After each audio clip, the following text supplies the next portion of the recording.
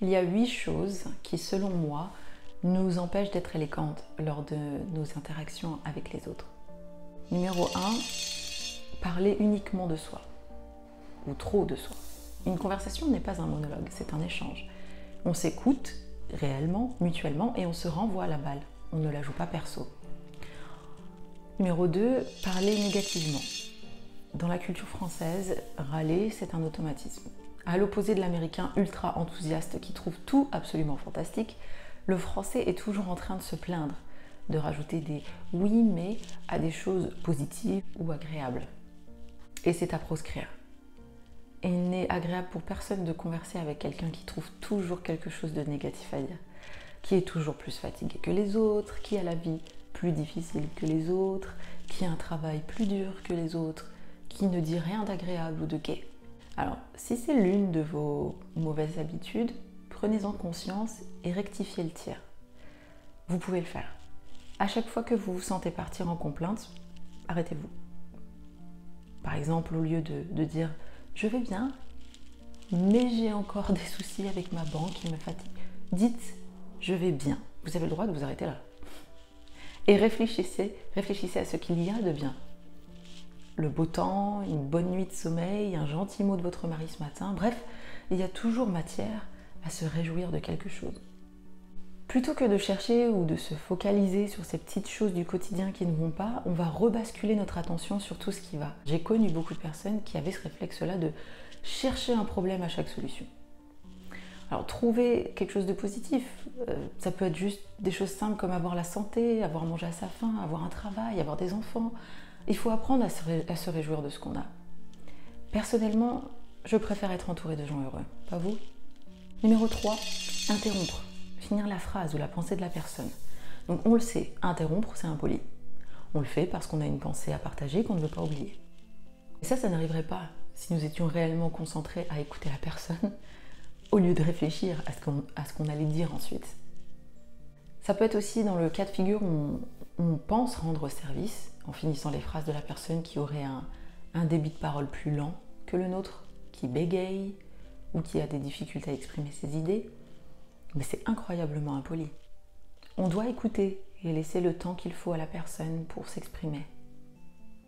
Numéro 4, des choses à éviter, céder à l'envie de donner des conseils. Bon alors, sauf si la personne vous le demande, il faut résister à cette impulsion de vous faire juge, expert ou conseiller. Intéressez-vous à son ressenti.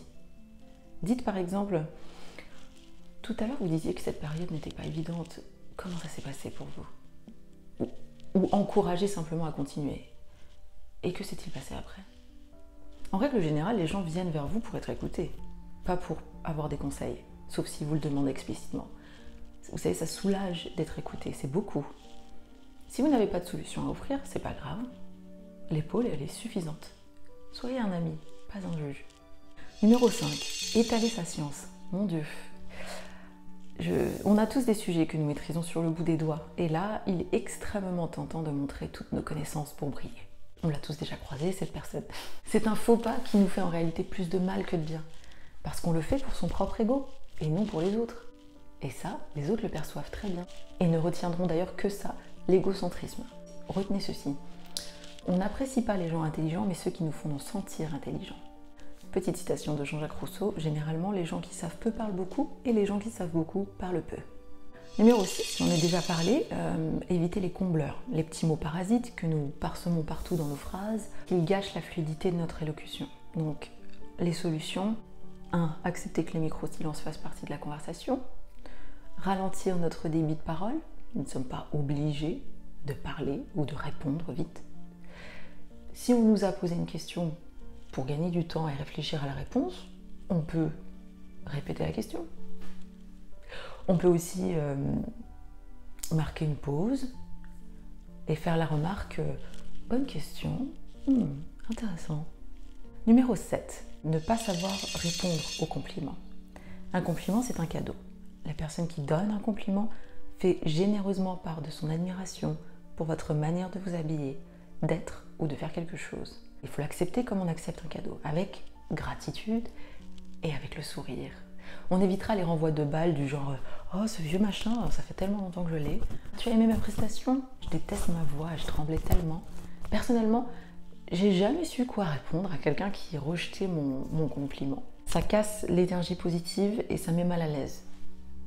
On dit simplement merci quand on reçoit un compliment. C'est aussi simple que ça. Vous savez, je pense que rejeter ou diminuer un compliment, c'est une tentative ratée de passer pour modeste. Ça met mal à l'aise et c'est pas agréable. Dernier point, numéro 8. Des choses à éviter.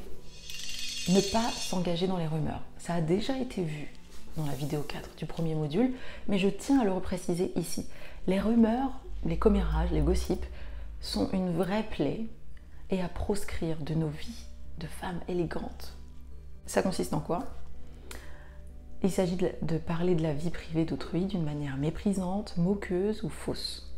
Et nous sommes bien trop intelligentes et classes pour se divertir à écouter et répandre des rumeurs.